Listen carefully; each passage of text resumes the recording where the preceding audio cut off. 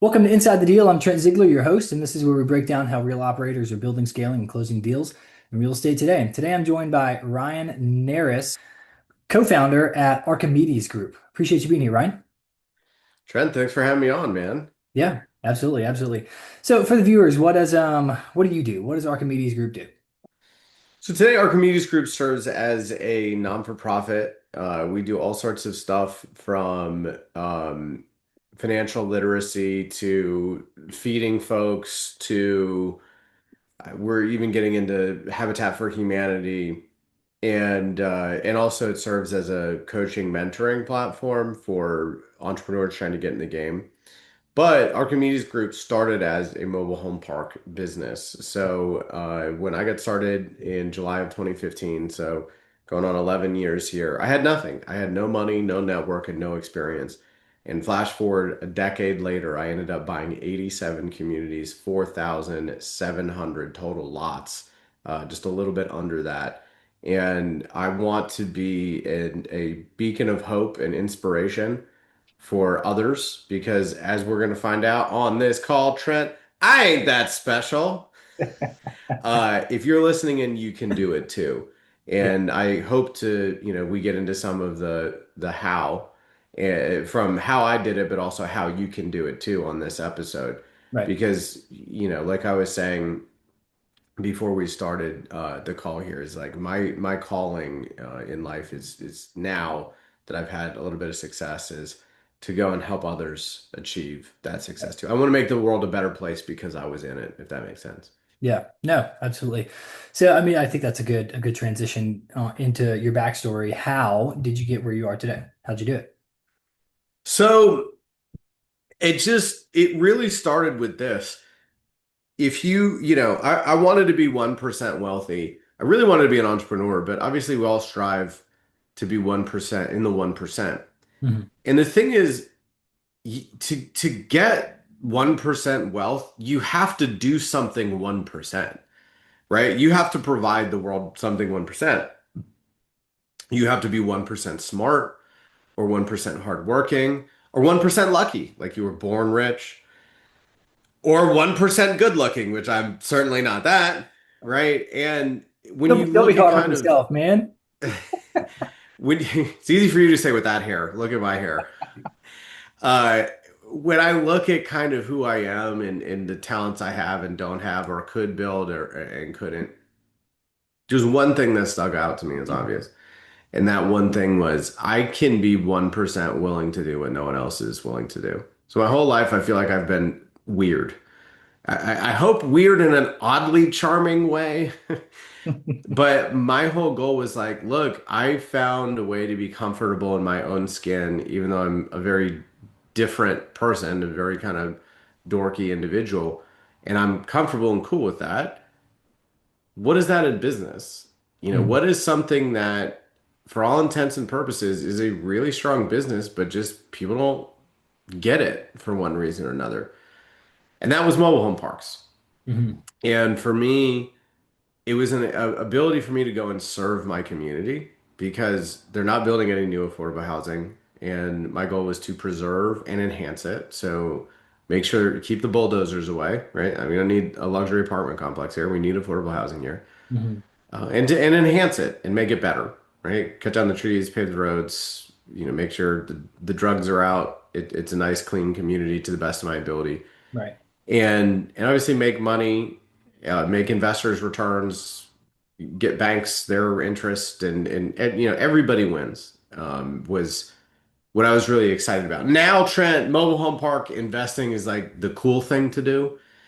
And I got to be honest, as the not cool kid growing up, I don't really want to be the cool kid anymore. So I've started other businesses and I've been interested in other things because man, I just, I really want to make people's lives better. And I'm not saying I can't do that in the mobile home park space, but when the incentive structure starts to change, it starts to get a little bit less fun.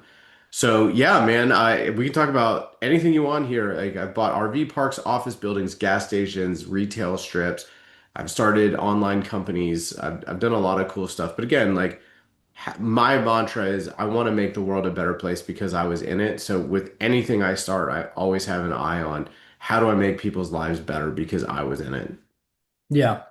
No, absolutely. Normally we talk about, we'll zoom out and talk about the industry, but it seems like you're in several different industries. So yeah, We can talk about MH.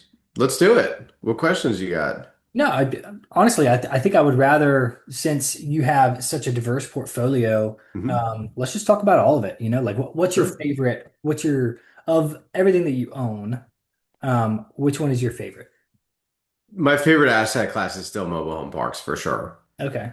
I may not be thrilled with the direction that it's going in, and that direction is private equity is really starting to just pour in and just kind of change the game. The thing that really drew me to mobile home parks again was it was not really on anybody's radar. It was ugly and misunderstood, and cities didn't want them, and even a lot of people who ought have been living in them didn't want to live there. Hmm. And the fun part to me is going in, spending some capital, restoring it to its former glory when people wanted to be there and the community was full, and making it really nice. And part of that is actually increasing the tax value. So the tax man can get a nice little pat on the back because let's be honest, that's what they want. They want their tax money.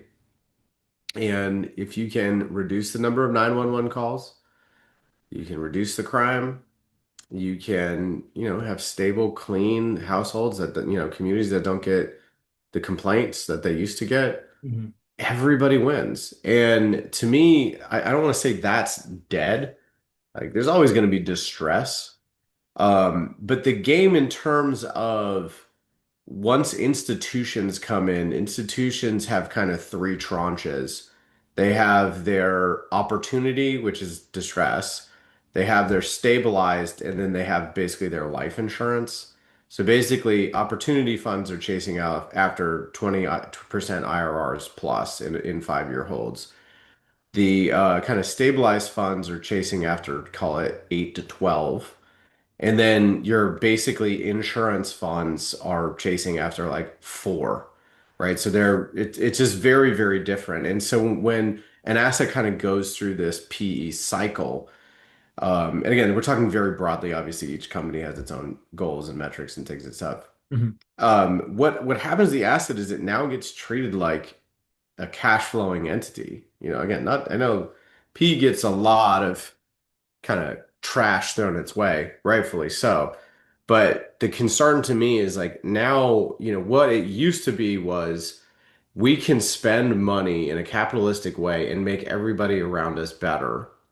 Now it's more, hey, we want to buy the cash flow. So in other words, the product isn't I'm land leasing affordable housing to folks who really need it and improving communities. Now it's, hey, this is a really lower risk, easier asset, air quotes, easier asset to run that's strong cash flowing. So the customer is now no longer the tenant, the customer is the investor.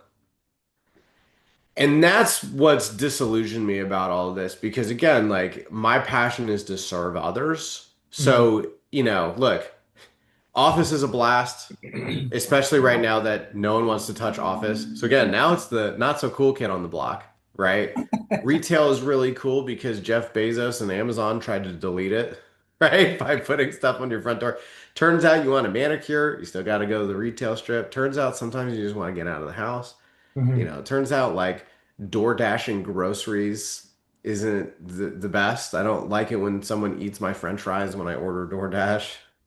So like I don't want them doing that with my groceries. I want to pick out my own produce, Trent. So like there's a need for retail, Yeah. right? And like I think I told you I bought a gas station. What's interesting to me about the gas station business is, man, like electric cars are really going to threaten it. Hmm. But like, are we really going to change our lives that much? Like, are we going to see internal combustion engines go away at the drop of a hat? Probably not. And the gas station that I bought is in an unbelievable location. So worst case scenario, the dirt is phenomenal. Yeah. Right. So yeah, dude, I'm a real estate fan, but again, my theme is like I want to buy something that, PE shops aren't looking at as enthusiastically, and it's something that's local that I can really make a big difference on. And again, I can improve my community while being a capitalist, if that makes sense. Yeah, no, absolutely. What a mission. I love that mission. I mean, you're looking to improve the lives of others. You're not just looking Yes. for the money. Like, hey, yeah, let's strive for that 1%, but let's do it with the actual motive of, hey, I'm trying to make people's lives better, which Right. love it. Great mission. Well, on the flip side of that, which investment or asset do you have or did you have that was your like least favorite? I gotta say, hospitality RVs was tough.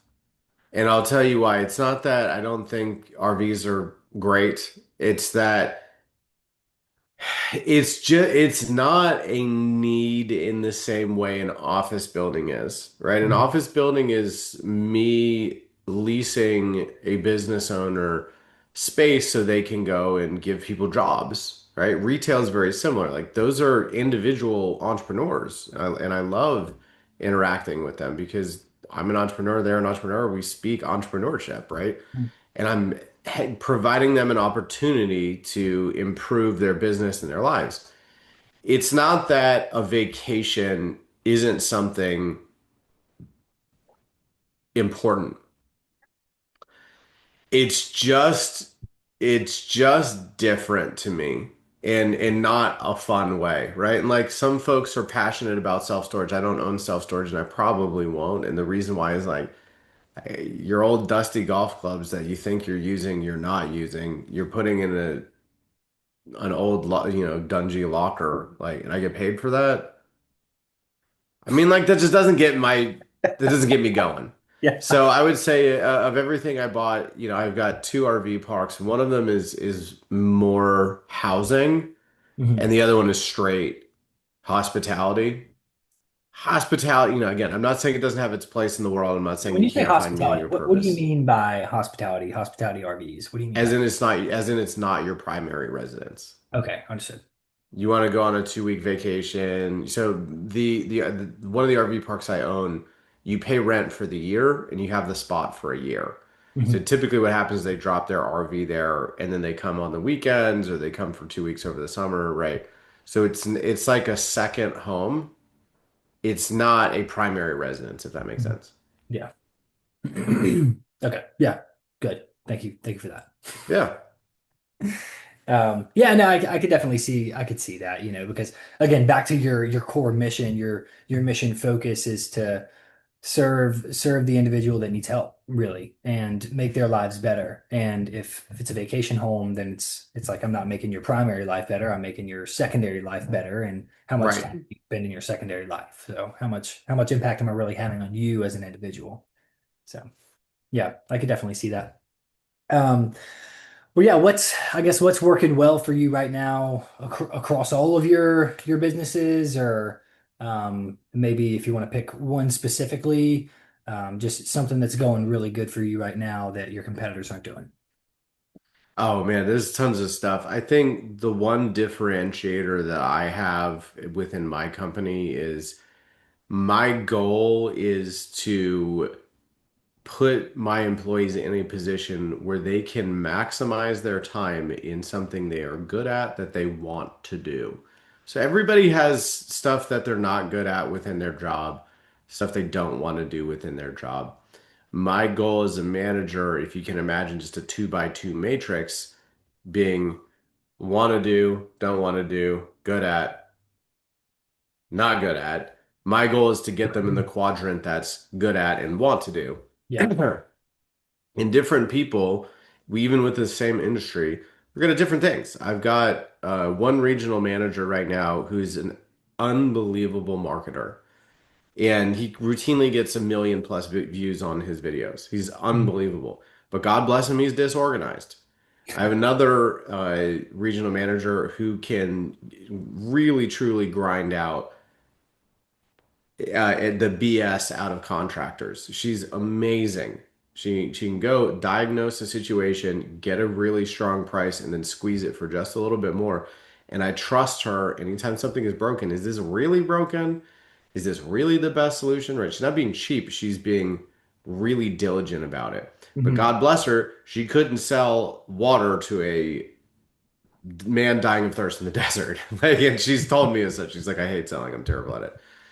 And what I love about what I'm able to do is the way I've built my systems, processes, procedures, SOPs, automations, my Hmm. AI, etc., is I have my company set up so I can be organized for someone else. So I can be a salesperson for someone else.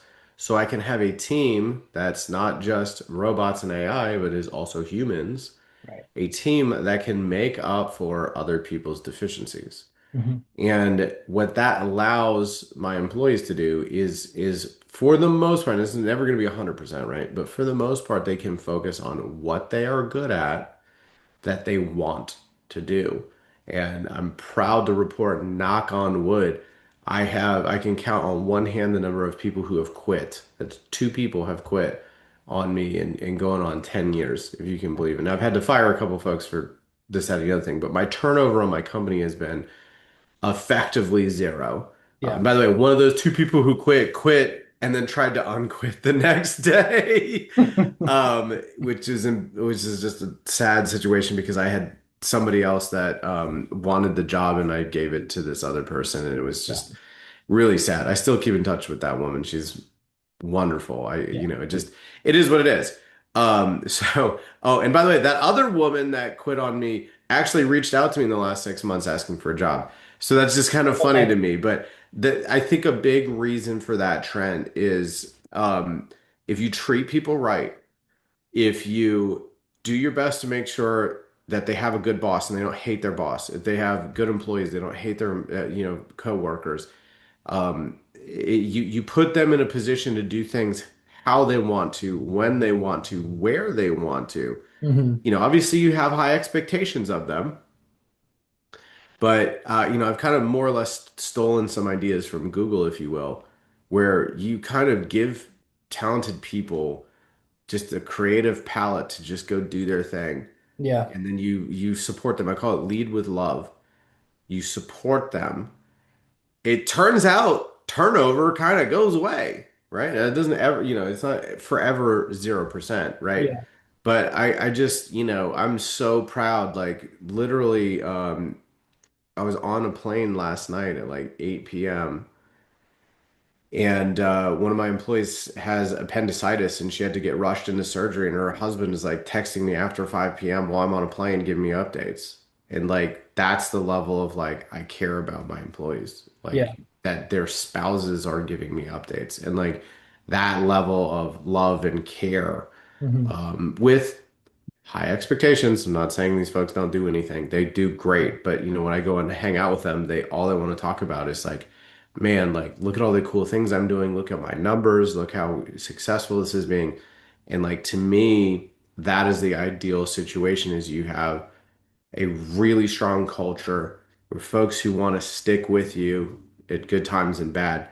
Because I don't care what you think AI is going to do in the future. Human beings to some degree will always have jobs. Even if UBI becomes a thing and AGI is a thing, human beings are always going to have jobs. And one phenomenal way to not just retain employees, but also get the most out of them is to give them a place they want to show up to work Yeah. and coworkers they want to go to battle with. And so to me, that's been the most rewarding part about being a leader within my company is like I really want to fight for a lovely culture that people are proud to be a part of. Yeah. Absolutely. Um, I love it. Leadership, working with people is what's working well for you. Investing in your relationships. That's awesome. On the flip side, what has been frustrating for you, not necessarily with the people, but with the business, maybe with your clientele, with your operations? Yeah, look, we're dealing in affordable housing. And what does that mean? That means while 80% plus of my tenants are totally normal people you would never guess live in a mobile home park. The reality is there's a lot of really tough folks. I mean, Mhm. folks that just don't have a lot of income, don't have a lot of manners, don't have the ability to calm down and have a rational conversation. Yeah. Folks can be so mean, so litigious, so awful that you really have to love serving others despite them throwing turds at you. Hmm. And to be fair, it happens in every industry. It's not just affordable housing. It happens in every industry. Yeah. Folks can just be so hard on you as a landlord. And like I mentioned earlier in the call, I quit my job. I moved into a mobile home park. I lived on site on a blow up mattress. I was my own property manager. And for Mhm. years, I was the one taking that beating face to face with the residents. And I learned a lot. And I think that um, earned me the respect amongst my employees. Like, this isn't just some business owner who's like barking orders at me and then going drinking martinis. Yeah. Like, this guy was on the front lines, and I will jump back on the front lines too. I was literally in a mobile home park, yeah, every day this week, Hmm. with the exception of today, talking to residents because some of the best insights you will gain is by talking to your clients, and my clients are my residents. And so I Right. would say, like, that's always going to be the hard part is dealing with people. People are, they can be incredibly difficult. Can be incredibly stubborn and mean and think they're in the right and you're in the wrong, no matter how obvious that that's not the case. And I'm not saying don't hold landlords accountable, do it, but Yeah. the overcompensation for it can be incredibly frustrating. And again, like to have such low turnover as a company despite how difficult the job can be, is just absolutely, it just speaks to my strategy as a leader, which is like, this isn't like, we're tasting chocolate, right? Like, that Right. would be lovely if my job was to just see what different types of chocolate taste like, right? Yeah. This is a job where you show up and, every now and again you just get your face ripped off. Mhm. Sometimes you deserve it, sometimes you don't. And it's the times you don't deserve it that really wear on you. Mhm. Um, and that is never going away. And you have to have, in my opinion, you have to have employees that, and you have to be a leader that is okay dealing with those bad days because the good days and the overall mission and purpose to serve this tenant base, and you have to be so passionate about it because, boy, they'll convince you to quit. People are just so mean, Trent. It's Yeah. awful. No, I hear you there. Um, well, focusing on the future a little bit, what are your goals? Where you want to be in about 2 years? Look, I've done some really cool things, and like I'm not a flashy guy. I don't need a lot of money. I think I want what I have, if that makes sense, which is Mhm. an amazing spot to be in. So Yeah. I don't think I really have financial goals, if that makes sense. I mean, I kind of want to just protect what I have and maybe grow low and slow. Hmm. What I want to do within the next 2 years is help even more. I want to do more charity work. I want to be involved financially and with my time and physical labor with more charities like Habitat for Humanity. Hmm. I've done a bunch of work with Heart Math Tutoring. I want to do more of that, and I want to do more of my mentorship program where I literally help entrepreneurs who are looking to buy real estate get in the game, get off the sidelines and into the game. I think where I'm at today, I'll just tell you a quick story. I was at the MHI conference in Las Vegas a month or two ago, and one of my former mentees stood up in front of, I don't know, however many people were there, 60, 70 folks at a broker dinner. And I did not know he was going to do this, but he had counted the number of people that I have helped mentor and had that he could find that bought a mobile home park after I helped them. Mm. And that number has exceeded 50 people now. Nice. And like, I don't care about the money or the fame or the this or the that. That is a moment I'm probably never going to forget because Yeah. this person was so grateful for what I did for him because I changed his life. He quit a job and he's up to, I think, 3 mobile home parks now Nice. in climbing. And he's never going to look back. He's never going to go back. He's going to work for himself for the rest of his life. Yeah. And I was, Matrix, Morpheus, here's the red pill. And yeah, it takes a village, and I was, one small part of a ton of effort and risk he Yeah. he took on, right? But the fact that he went out of his way to find a ton of other people who have also helped in that way, it Yeah. meant so much to me that it made me realize, like, dude, it's not about the money or the accolades or the this or the that. It's about Right. helping others because, like, money could be gone like this. Right. Your health could be gone like that. Hmm. But if you've really truly made people's lives better because you were in it, that doesn't ever go away. And Yeah. so to me, that's, I think, where I want to be is I want to do that more. Right. That's awesome. Are you a man of faith, Ryan? I was raised Catholic, Okay. Charlotte Catholic High School, baby. Nice. Nice. Yeah, a lot of your message and just like your pursuits in life are just very aligned with the Christian faith. So I was curious. Well, look, Catholicism is Christian based. There's a lot of Christians who don't consider Catholics Christians, which is all the wrong reasons. But look, I think if you study the Bible and the teachings of Jesus Christ, he was a man of incredible love and forgiveness in the face of like actual murder.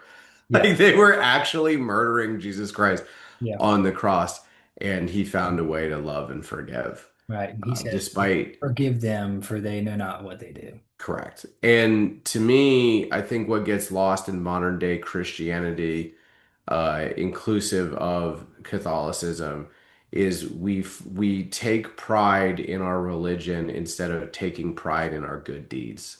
We go, well, I'm a Christian, so therefore I'm a good person, or I'm a this, or you're not a Christian. And that's not what Jesus was about. Jesus was about, here's a leper who's naked and broke and homeless. I'm literally going to take the clothes off my back to give to this person. I may never see him again, and he may die in an hour, and that may be a stupid thing to have done, but I am such a man of God. I'm such a godly person. I want to make this world a better place that I'm going to do that. And because I go to that level to help others, people will follow me and listen to my word.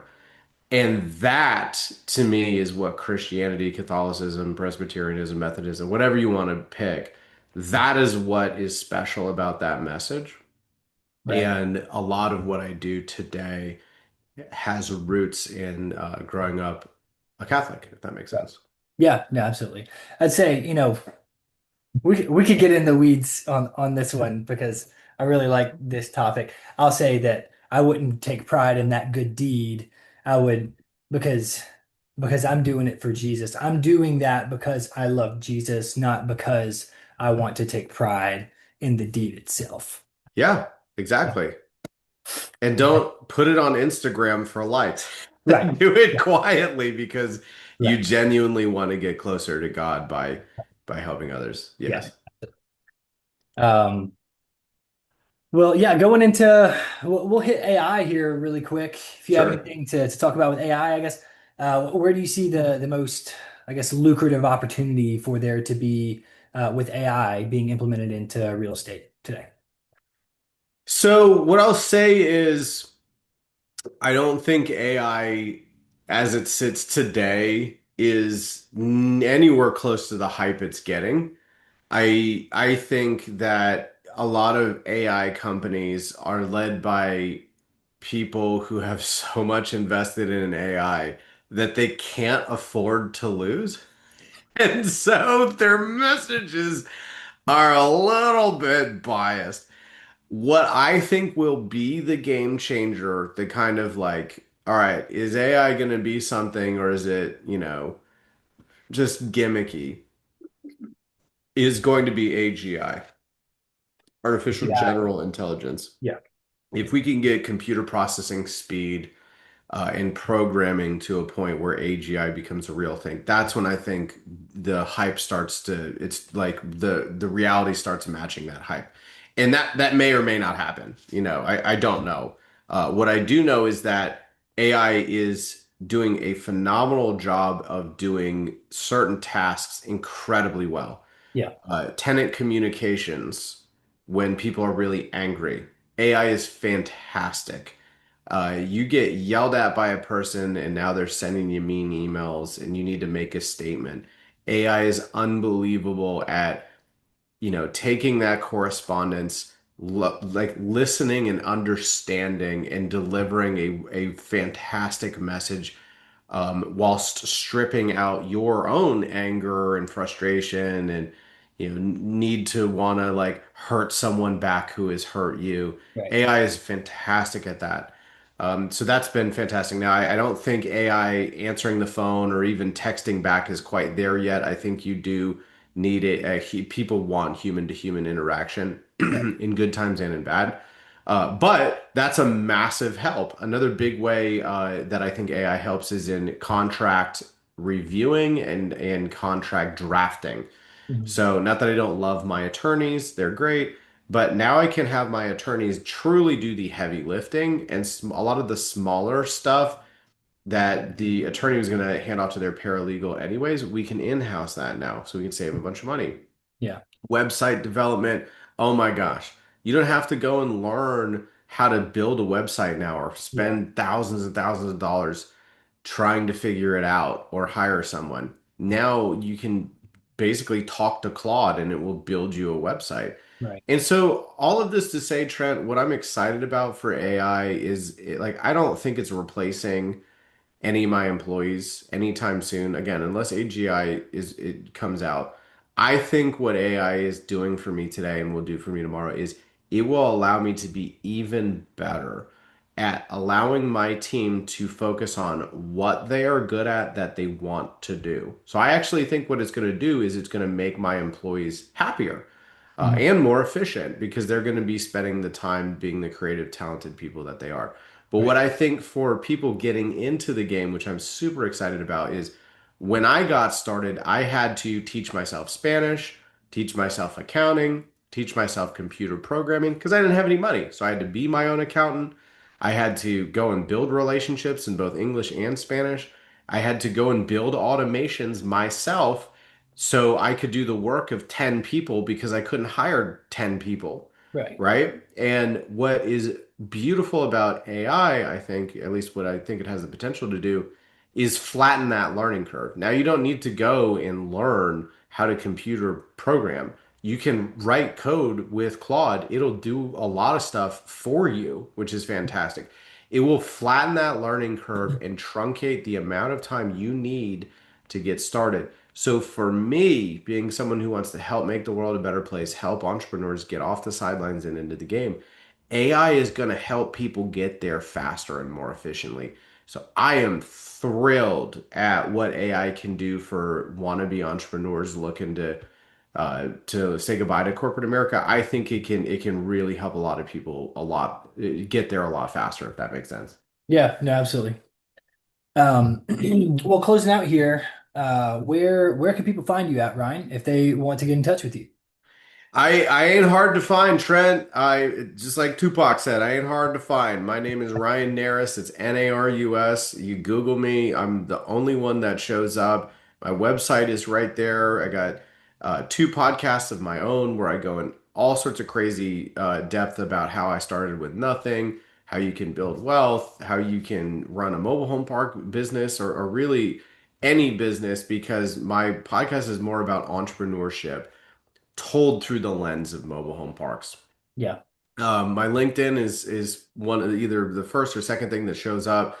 I've got daily content. I mean, again, I am looking for people to reach out to me. I don't have anything to sell to you. I don't have any ask for you. I want to be that beacon of hope and inspiration for the next generation of real estate entrepreneurs or entrepreneurs in general. So, like, if you're listening in, ladies and gentlemen, and my words have inspired you, I want you to come find me. I want to help you, and I don't need anything in return. I think, Trent, if I can help one person and make their lives better, they'll go help five people and make their lives better, and each of Right. them will help five people, and then it'll go exponential. And so the what's in it for me is I can make the world a better place in scale Yeah. if I'm able to just take time out of my way, don't ask for anything in return, and just help people. Yeah. So I'm Absolutely. not I'm not the level of our Lord and Savior Jesus Christ giving his clothes off his back to help the man out, not expecting anything in return. But Yeah. I'm gonna do as much as I can to make people's lives better and not expect anything in return. Yeah, absolutely. That's awesome, Ryan. Well, thanks for coming on today and giving us some insight into your operations. And I always say knowledge is wealth. So thanks for spreading your wealth with us. Thank you.